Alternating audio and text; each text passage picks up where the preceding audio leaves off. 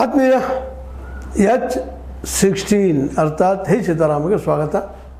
ನಾನು ನಿಮ್ಮವ MI ಅಥವಾ ಮಲ್ಲಪ್ಪ ಜೋತಾರ್. ಆದ್ಮೇಲೆ ಈಗಾಗಲೇ ಕಾಶ್ಮೀರದಲ್ಲಿ ಉಗ್ರ ದಾಳಿ ಆಗಿದ್ದನ್ನು ನೋಡಿದ್ದೀರಿ. ಆದಮೇಲೆ ಖಂಡನೆ ಮಂಡನೆ ವಾದ ವಿವಾದ, ಕಾಂಗ್ರೆಸ್ನವರು BJP ಅವ್ರ ಮೇಲೆ, BJP ಅವರು ಕಾಂಗ್ರೆಸ್ನವ್ರ ಮೇಲೆ ಹಾಕುವಂಥ ಒಂದು ಎಲ್ಲವನ್ನೂ ನಾವು ನೋಡ್ತಾ ಇದ್ದೀವಿ. ಹಿಂದೆ ಆದ ತಪ್ಪುಗಳ ಬಗ್ಗೆ ಒಬ್ಬರ ಮೇಲೊಬ್ಬರು ಆರೋಪ ಮಾಡ್ತಾ ಇರೋದನ್ನು ನೋಡಿದ್ದೀವಿ. ಜೊತೆಗೆ ಇನ್ನಷ್ಟು ಜನ ಉರಿಯೋದ್ರಲ್ಲಿ ತುಪ್ಪ ಸುರುವಾಗ ಮುಸಲ್ಮಾನರು ಬದಲಾಗುವುದಿಲ್ಲ, ಅವ್ರು ಹಾಗೆ ಹೀಗೆ ಅಂತ ಮೊದಲು ಮಾತಾಡುವಂಥ ಒಂದಿಷ್ಟು ಉಗ್ರ ಹಿಂದುತ್ವವಾದಿಗಳನ್ನು ನೋಡ್ತಾ ಇದ್ದೀವಿ. ಇಲ್ಲಿ ಅವರ ದೃಷ್ಟಿಯಲ್ಲಿ ಅದೆಲ್ಲ ಸರಿಯೇ ಇರ್ಬೋದು. ಅದೇ ಕಾಲಕ್ಕೆ ಇಲ್ಲಿ ಎಲ್ಲ ಮುಸಲ್ಮಾನರು ಭಾರತೀಯರ ಪರ ಇದ್ದಾರೆ, ಭಾರತ ಪರ ಇದ್ದಾರೆ ಅಂತ ನಾವು ಹೇಳಕ್ಕೆ ಹೋಗೋದಿಲ್ಲ, ಇಲ್ಲಂತೂ ಹೇಳಲಿಕ್ಕೆ ಸಾಧ್ಯ ಇಲ್ಲ. ಅದೇ ನಾವಾದರೂ ಸಹಿತ, ಹಿಂದೂಗಳಾದರೂ ಸಹಿತ ಅವ್ರು ನಮ್ಮವ್ರ ಅನ್ನೋ ಭಾವನೆಯನ್ನು ಬೆಳೆಸಬೇಕಾಗಿದೆ. ಅದು ಎಷ್ಟರ ಮಟ್ಟಿಗೆ ಬೆಳೆಸ್ಕೊಂಡಿವಿ ಇಲ್ಲಿವರೆಗೆ ಅದು ಸಹಿತ ಇವತ್ತು ಪ್ರಶ್ನಾರ್ಹದ. ಅದೇನು ಇಲ್ಲಿ ಬದಿಗೆ ಈಗ ಸಮಸ್ಯೆ ಆಗ್ಯದ, ಇಲ್ಲಿವರೆಗೆ ಸಮಸ್ಯೆನೂ ಅದ, ಇನ್ನು ಮುಂದೆ ಸಮಸ್ಯೆ ಇರೋದನ್ನೇ. ಇದಕ್ಕೆ ಶಾಶ್ವತ ಪರಿಹಾರ ಏನು? ನಾವು ಒಂದಿಷ್ಟು ತಜ್ಞರ ಅಭಿಪ್ರಾಯದಲ್ಲಿ ಒಂದೆರಡು ಮೂರು ಪರಿಹಾರಗಳಿದ್ದಾವೆ. ಮೊದಲನೇದು ಪಾಕಿಸ್ತಾನವನ್ನು ಭೂಪಟದಿಂದ ಇಲ್ಲ ಮಾಡುವಂಥದ್ದು. ಇದು ಸಾಧ್ಯನಾ? ಇಲ್ಲ. ಇನ್ನೊಂದು ಅದ್ರ ಜೊತೆಗೆ ಏನು ಪಾಕಿಸ್ತಾನ ಆಕ್ಯುಪೈಡ್ ಅದಲ್ಲ, ಹಿಡ್ಕೊಂಡದಲ್ಲ ಭಾರತವನ್ನು, ಆ ಜಾಗವನ್ನು ಪೂರ್ತಿ ಬಿಡಿಸ್ಲಿಕ್ಕೆ ಸಾಧ್ಯನಾ? ಇದು ನಮ್ಮ ಸೈನಿಕರಿಂದ ಸಾಧ್ಯದನಾ ಅಥವಾ ನಮ್ಮ ಸರ್ಕಾರದಿಂದ ಸಾಧ್ಯದನಾ? ಇದು ಒಂದನೇದು ಆಪ್ಷನ್. ಇನ್ನು ಎರಡನೇ ಆಪ್ಷನ್ ಅಪ್ಪ ಅಂದ್ರೆ ಮಾತುಕತೆಗಳ ಮೂಲಕ, ಸಂಧಾನದ ಮೂಲಕ ಮುಗಿಸುವಂಥದ್ದು. ಇದು ಸಾಧ್ಯನಾ ಅಂತ. ಯಾಕಂದ್ರೆ ಎರಡೂ ದೇಶಗಳಲ್ಲಿ ಮೂಲಭೂತವಾದಿಗಳಿದ್ದಾರೆ. ಅವ್ರು ಏನು ಹೇಳಿದ್ರು ಒಂದು ಕ್ವಾರಿ ಇಡುವಂಥವ್ರು ಇದ್ದಾರೆ. ಎಲ್ಲರೂ ಬುದ್ಧಿವಂತರು. RSS ಹೇಳೋದನ್ನು ಅಲ್ಲಿ ಜಮಾತ್ ಇಸ್ಲಾಂ ಇರ್ಬೋದು, ಯಾವುದೇ ಇರೋ ಅವ್ರು ಒಪ್ಪೋದಿಲ್ಲ, ಅವ್ರು ಹೇಳೋದನ್ನು ಇವ್ರು ಒಪ್ಪೋದಿಲ್ಲ. ಅವರವ್ರ ತಿಕಾರಗಳಿದ್ದಾವ. ಮಾತುಕತೆ ಅಸಾಧ್ಯದ ಮಾತು. ಇನ್ನು ಉಳಿತೇನೆ ಹಾದಿ ಅಂತ. ಇದೇ ರೀತಿ ಮುಂದುವರಿದ ಇದು ಮುಂದುವರಿಯೋಂಗೆ ಕಾಣ್ತದೆ ಇವತ್ತಿನ ಪರಿಸ್ಥಿತಿ ನೋಡಿದ್ರೆ. ಈಗೇನೋ ಇವತ್ತೆಲ್ಲರೂ ರಾಜಾರೋಷವಾಗಿ ಮಾತಾಡ್ತಿದ್ದಾರೆ, ಖಂಡಿಸ್ತಿದ್ದಾರೆ. ಶಾರ್ ಅವರು ಈಗಾಗಲೇ ಕಾಶ್ಮೀರದಲ್ಲಿದ್ದಾರೆ, ಪುಲ್ವಾಮಾದಲ್ಲಿದ್ದಾರೆ. ಅಲ್ಲಿಯ ಜನರೊಂದಿಗೆ ಅನ್ನೋಕ್ಕಿಂತಲೂ ಅಲ್ಲಿ ಸೈನಿಕರೊಂದಿಗೆ ಮಾತಾಡ್ತಾ ಇದ್ದಾರೆ. ತಮ್ಮ ಪ್ರವಾಸನ ಅರ್ಧಕ್ಕೆ ಬಿಟ್ಟು ನಮ್ಮ ಮೋದಿಯವರು ಬಂದಿದ್ದಾರೆ. ಎಲ್ಲರಿಗೂ ಸಮಸ್ಯೆ ಪರಿಹಾರ ಆಗಬೇಕಾಗ್ಯದ. ಇದು ಇಂದು ನಿನ್ನೆದಲ್ಲ. ಯಾವಾಗ ಡಿವೈಡ್ ಆಯ್ತಲ್ಲ ಅವತ್ತು ಯಾರೂ ತಪ್ಪಾಗಿರ್ಬೋದು, ಮೇರಿಂದ ಆಗಿರ್ಬೋದು, ಇವರಿಂದ ಆಗಿರ್ಬೋದು, ಅವರಿಂದ ಆಗಿರ್ಬೋದು, ಯಾರ್ಯಾರು ಎಲ್ಲರಿಂದ ಆಗ್ಯದ, ಇಲ್ಲಂತಲ್ಲ. ಆದರೆ ಇವತ್ತೇನು ಪರಿಹಾರ ಹೇಳಿದರೆ ಈಗಾಗಲೇ ಒಂದು ಪಾಕಿಸ್ತಾನ ಇಲ್ಲಾಗಿಸೋದು, ಇಲ್ಲ ಆಕ್ಯುಪೈಡ್ ಪಾಕಿಸ್ತಾನವನ್ನು ಪೂರ್ತಿಯಾಗಿ ಕಬ್ಜಾ ತಗೊಳ್ಳೋದು. ಯಾಕಂದರೆ ಆಕ್ಯುಪೈಡ್ ಪಾಕಿಸ್ತಾನದಾಗ ಟೆರರಿಸ್ಟ್ ಅಲ್ಲಿದ್ದಾರೆ. ಅವರ ಟೆರರಿಸ್ಟ್ ಅಂದ್ರೆ ಅಲ್ಲಿ ಪಾಕಿಸ್ತಾನ ದೇಶಭಕ್ತರು, ನಮಗೆ ಟೆರರಿಸ್ಟ್ರು. ಮತ್ತು ಬದಿಯ ಊರುಗಳಿಂದ ಬಾರ್ಡರ್ ಮೇಲಿದ್ದಂಥ ಊರುಗಳಲ್ಲಿ ಅವರಿದ್ದವ್ರನ್ನ. ಮತ್ತು ಹೀಗಾಗಿ ಸಹಜವಾಗಿ ಇಲ್ಲಿಯ ಅಂದರೆ ಕಾಶ್ಮೀರದಲ್ಲಿಯ ಮುಸಲ್ಮಾನರಿಗೂ ಬದಿಯ ಪಾಕಿಸ್ತಾನದ ಮುಸಲ್ಮಾನರಿಗೂ ಸಾಕಷ್ಟು ಸಂಬಂಧಗಳಿದ್ದಾವೆ. ಭಾಳಷ್ಟು ಕಾಶ್ಮೀರಿಗಳು ಪಾಕಿಸ್ತಾನಕ್ಕೆ ಹೋಗ್ಬೇಕಂತ ಬಯಸ್ತಾ ಇಲ್ಲ. ಆದರೆ ಅನಿವಾರ್ಯವಾಗಿ ಧರ್ಮದ ನೆಲೆಗಟ್ಟಿನಲ್ಲೇ ಒಂದಾಗೋ ಸಾಧ್ಯತೆಗಳೆಲ್ಲ ಹೆಚ್ಚಾಗಿಬಿಟ್ಟಿದ್ದಾವೆ. ಇಲ್ಲೇ ಇವತ್ತು ಅನೇಕ ರಿಪೋರ್ಟ್ಗಳು ನೋಡಿದ್ವಿ ನಾವು. ಇಲ್ಲ ಅವರ ಮುಸಲ್ಮಾನರು ಅಥವಾ ಹಿಂದೂಗಳು ಅದು ಹಿಡ್ಕೊಂಡು ಹಿಂದೂಗಳನ್ನ ಗುರುತಿಸಿ ಅವರಷ್ಟು ಪರ್ಟಿಕ್ಯುಲರ್ ಆಗಿ ಬಂದಿದ್ದಾರೆ ಅನ್ನೋಂಥ ರಿಪೋರ್ಟ್ಸ್ ಬಂದವು. ಹೌದು, ಇಲ್ಲಂತಲ್ಲ. ಯಾಕಂದರೆ ಅಲ್ಲಿಯ ವಾತಾವರಣ ಇವತ್ತು ಯೋಚಿತ ಕಾಶ್ಮೀರದಲ್ಲ. ನಾವು ಕಾಶ್ಮೀರಿಗಳು ಸ್ವತಂತ್ರ ರಾಜ್ಯ ಬೇಕನ್ನೋರು ಒಂದಿಷ್ಟು, ಅದೇ ಕಾರಣ ನಾವು ಪಾಕಿಸ್ತಾನಕ್ಕೆ ಸೇರ್ಬೇಕನ್ನೋರು ಒಂದಿಷ್ಟು. ಅಂದಾಗಿರೋ ಹಾದಿ ಏನಪ್ಪ ಅಂತಂದರೆ, ಒಂದು ಅವ್ರ ಜೊತೆ ಮಾತಾಡಿಕೊಂಡು ಶಾಂತಿ ಮಾತುಕತೆ ಮಾತಾಡಿಕೊಂಡು ಬಗೆಹರಿಸ್ಕೊಳ್ಳುವಂಥದ್ದು. ಆ ಮನಸ್ಥಿತಿ ಇವತ್ತು ಮೋದಿಯವರಲ್ಲೂ ಇಲ್ಲ ಅಂತ ಅನಿಸ್ತದೆ, ಶಾರ್ ಅವರಲ್ಲೂ ಇಲ್ಲ. ಅದಕ್ಕಿಂತ ಹೆಚ್ಚಿಗೆ ಮೋದಿ ಶಾರ್ ಹಿಂದಿದ್ದಂಥ RSS ಮನಕ್ಕೂ ಇಲ್ಲ. ಇನ್ನುಳಿದ ಯಾರು ರಾಷ್ಟ್ರೀಯವಾದಿಗಳು ಅಥವಾ ಹಿಂದೂವಾದಿಗಳಂತಾರೆ ಅವ್ರು ಯಾರಿಗೂ ಇಲ್ಲ.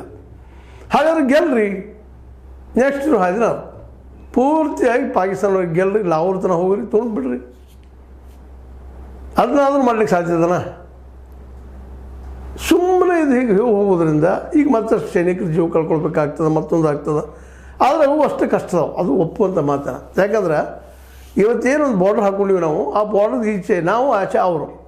ಇದನ್ನು ಮೀರಿದರೆ ಇಲ್ಲಿ ರಷ್ಯಾನು ಎಂಟ್ರ್ ಆಗ್ಬೋದು, ಅಮೇರಿಕನು ಎಂಟ್ರ್ ಆಗ್ಬೋದು, ಒಬ್ರಿಗೊಬ್ರು ಎಂಟ್ರಾಗಿ ಪಾಕಿಸ್ತಾನ ಸಪೋರ್ಟ್ ಮಾಡ್ಬೋದು. ಮೊದಲಿನ ಅಂತಾರಾಷ್ಟ್ರೀಯ ಸ್ಥಿತಿ ಇವತ್ತಿಲ್ಲ, ಅದು ಅಷ್ಟು ಸತ್ಯ ಅದ. ಮತ್ತು ಇರುವುದೇನಪ್ಪ ಅಂದರೆ ಇಲ್ಲಿಯ ಎಲ್ಲ ಟೆರರಿಸ್ಟ್ ಹಿಡಿದು ಹೊರಗೆ ಹಾಕಬೇಕು. ಅದರಲ್ಲೂ ಇಲ್ಲಿಯ ಭಾಳಷ್ಟು ಜನ ಹಿಂದೂವಾದಿಗಳಿಗೆ ಅಥವಾ ಹಿಂದುತ್ವ ಪ್ರಿಯರಿಗೆ ಇಲ್ಲಿಯ ಮುಸಲ್ಮಾನರ ಸಪೋರ್ಟು ಅಲ್ಲದಂತ ಹೇಳ್ತಾ ಇರ್ತಾರೆ.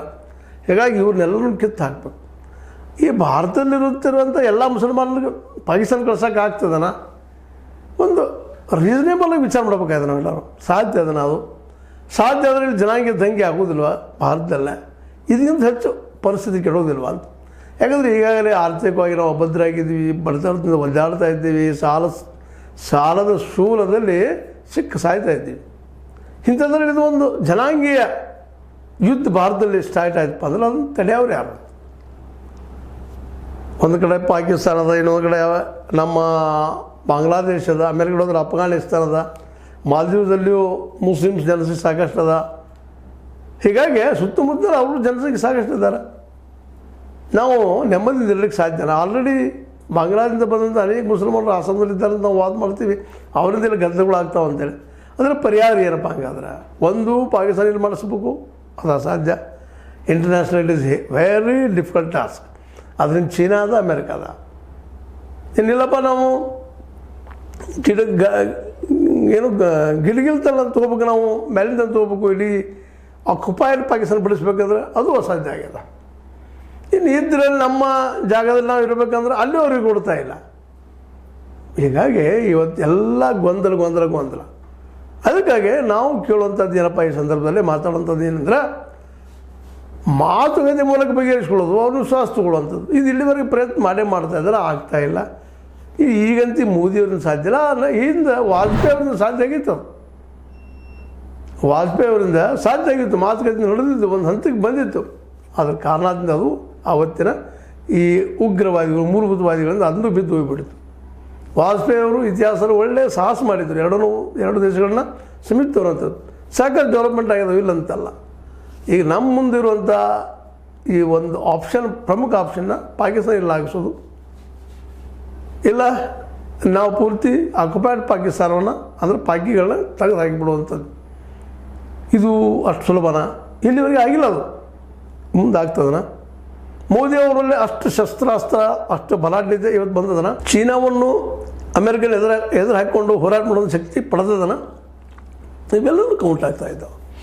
ಅದಕ್ಕಾಗಿ ಇವತ್ತು ಶಾಂತ ರೀತಿಯಿಂದ ತಿಳ್ಕೊಂಡು ಜೊತೆಗೆ ಚಿಂತನೆ ಮಾಡಿ ಏನು ಮಾಡಿದ್ರೆ ಯೋಗ್ಯ ಅನ್ನೋದು ಈಗ ಡಿಸಿಷನ್ ತೊಗೊಳ್ಳೋದು ಮೋದಿ ಅವ್ರ ಕೈಲದ. ಈಗಾಗಲೇ ವಿರೋಧ ಪಕ್ಷದ ನಾಯಕ ಖರ್ಗೆ ಆಗಿರ್ಬೋದು, ರಾಹುಲ್ ಗಾಂಧಿ ಅವರಾಗಿರ್ಬೋದು, ನಮ್ಮ ಸಪೋರ್ಟ್ ಅದಪ್ಪ ಈ ವಿಷಯದಲ್ಲಿ, ನಮ್ಮ ಯಾವುದು ವಿರೋಧದಲ್ಲಿ ನಿಮ್ಮ ಜೊತೆ ನಾವು ಇದ್ದೀವಿ ಅಂತ ಹೇಳಿದ್ದಾರೆ.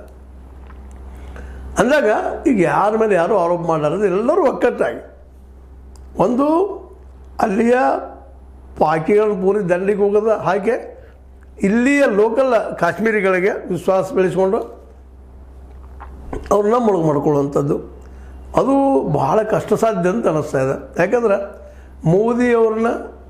ಮೋದಿಯವ್ರ ವಿಚಾರಗಳನ್ನು ಅಲ್ಲಿಯ ಪಾಕಿಗಳು ಒಪ್ಪುವುದಿಲ್ಲ. ಇವರು ಪ್ರಬಲವಾಗಿ ವಿರೋಧ ಮಾಡ್ತಾ ಇದ್ದಾರೆ. ನೀವು ನೋಡಿದ್ರಿ ಒಂದು ನಿನ್ನೆ ನಡೆದ ದಾಳಿಯಲ್ಲೇ ಮೋದಿಯವ್ರ ಹೆಸರು ಸಹಿತ ರೆಫರ್ ಮಾಡಬೇಡಿ, ಅವರು ಅಟ್ಯಾಕ್ ಮಾಡಿದ್ದಾರೆ. ಇವೆಲ್ಲ ಹಿಂದೆ ಇಂಥ ಜನ ಇರೋ ಮುಂದೆ ಇದು ಹೆಂಗೆ ಬಗೆಹರಿಸೋದು, ಇದ್ರ ಬಗ್ಗೆ ವಿಚಾರ ಮಾಡೋದು. ಹಿಂದೆ ಪಾಕಿಸ್ತಾನದ ತಪ್ಪಿರ್ಬೋದು, ಇಂಡಿಯಾದ ತಪ್ಪಿರ್ಬೋದು, ಬೇಡ ನಮ್ಮ ನಾಯಕರು ತಪ್ಪಿರ್ಬೋದು, ಅವ್ರ ನಾಯಕರು ತಪ್ಪಿರ್ಬೋದು. ಈಗ ಇತಿಹಾಸ ನಾವು ಪಾಠ ಕಲಿತ ಒಳ್ಳೆಯ ಸಂಬಂಧವನ್ನು ಬೆಳೆಸ್ಕೊಳ್ಳೋದಕ್ಕೆ ಸಾಧ್ಯದನ? ಇಲ್ಲ ಯುದ್ಧ ಮಾಡಿ ಗೆಲ್ಲಲಿಕ್ಕೆ ಸಾಧ್ಯದನ? ಇಲ್ಲ ಮತ್ತೇನಾದ್ರು ಹೊಸ ಐಡಿಯಾಗಳು? ಈ ದಿಶೆ ಚಿಂತನೆ ಮಾಡಬೇಕು ವಿನಃ ಭಾರತದಲ್ಲಿರುತ್ತಿರುವಂಥ ಮುಸಲ್ಮಾನರ ವಿರೋಧವಾಗಿ ಮಾತಾಡೋದ್ರಿಂದಾಗಿ ಈಗಾಗಲೇ ಭಾರತದ ಮುಸಲ್ಮಾನರೆಲ್ಲರೂ ಪ್ರೊಟೆಸ್ಟ್ ಮಾಡ್ತಾ ಇದ್ದಾರೆ, ತಪ್ಪು ಅಪರಾಧ ಅಂತ ಹೇಳ್ತಾ ಇದ್ದಾರೆ. ಅವ್ರಿಗೂ ಭಯ ಅದ. ಯಾಕಂದ್ರೆ ನಾವು ಹಿಂದೂಗಳ ಮಧ್ಯದಲ್ಲಿದ್ದೀವಿ, ಹಿಂದೂಸ್ತಾನದಲ್ಲಿದ್ದೀವಿ ಅಂತ ಭಯನೂ ಅವ್ರಿಗಿದೆ. ಜೊತೆಗೆ ಪ್ರಾಮಾಣಿಕರಿದ್ದಾರೆ, ನಾವು ಒಳ್ಳೆಯದಾಗಿರ್ಬೇಕು ಅನ್ನೋಂಥವ್ರು. ಎಲ್ಲರೂ ಅವರಂತ ಹೇಳಲಿಕ್ಕೆ ಆಗೋದಿಲ್ಲ, ಇದ್ದಾರೆ. ನಮ್ಮಲ್ಲೂ ಎಲ್ಲ ಉಗ್ರವಾದಿಗಳಿಲ್ಲ, ಎಲ್ಲರೂ ಹಿಂದುತ್ವನ ಶ್ರೇಷ್ಠ ಹೇಳೋರು. ನಮ್ಮಲ್ಲೂ ಉದಾರವಾದಿಗಳಿದ್ದಾರೆ, ಅವರಲ್ಲಿ ಉದಾರವಾದಿಗಳಿದ್ದಾರೆ. ಎಲ್ಲರೂ ಕೂಡ ಚರ್ಚೆ ಮಾಡಿ ಬಗೆಹರಿಸ್ಬೇಕು ವಿನಃ ಇಲ್ಲ ಒಮ್ಮೆ ಏನಾಗ್ತದೆ ಆಗಲಪ್ಪ ಯುದ್ಧ ಆಗಿಬಿಡಲಿ ಅನ್ನುವಂಥ ಮನಸ್ಥಿತಿ ಇದ್ದರೆ ಯುದ್ಧ ಆಗಿಬಿಡಲಿ ಅಂತ ನಾವು ಹೇಳ್ಬೋದು. ಅದು ಸಾಹೇಬರು ಯಾರು? ಸೈನಿಕರು. ಎಲ್ಲ ದಿಶೆಯಲ್ಲಿ ಒಂದು ಕ್ಲಿಷ್ಟವಾದ ಈ ಒಂದು ಸಮಸ್ಯೆಯನ್ನು ಬಗೆಹರಿಸುವಂತಹ ಸಾಲ್ವ್ ಮಾಡುವಂಥ ಕೆಪಾಸಿಟಿ ಇರೋದು ಮೋದಿಯವರಲ್ಲೇ. ಮೋದಿಯವರು ಏನು ಮಾಡ್ತಾರೆ ಈ ಸಲ, ಯಾಕಂದರೆ ಈ ಸಲದ ಹೆಜ್ಜೆ ಮೋದಿಯವರದು ಭವಿಷ್ಯದಲ್ಲಿ ಏನಾಗ್ಬೋದು ಏನಪ್ಪ ಅಂದ್ರೆ ರೆಫರೆನ್ಸ್ ಆಗ್ತದೆ ಅಂತ ಹೇಳ್ತಾ, ಎಲ್ಲರಿಗಿಂತ ಶ್ರೇಷ್ಠ ಮಾತುಕತೆ ಸಾಧ್ಯನಾ ಅನ್ನೋದು ಸಹಿತ ಚಿಂತನೆ ಮಾಡಬೇಕು ಅಂತ ಮನೆ ಕೂರಿಕೊಳ್ತಾ, ಇದು ನಿಮಗೆ ಲೈಕ್ ಆಗಿರ್ಬೋದು. ಲೈಕ್ ಮಾಡಿ, ಶೇರ್ ಮಾಡಿ, ಕಮೆಂಟ್ ಮಾಡಿ, ಜೊತೆಗೆ ಸಬ್ಸ್ಕ್ರೈಬ್ ನಿಲ್ಲಿಸಬೇಡ್ರಿ. H60 ನ್ಯೂಸ್ ಅರ್ಥ ಸೀತಾರಾಮ ಸತ್ಯದ ಕೈಗೊಂಡು ವಂದನೆಗಳು.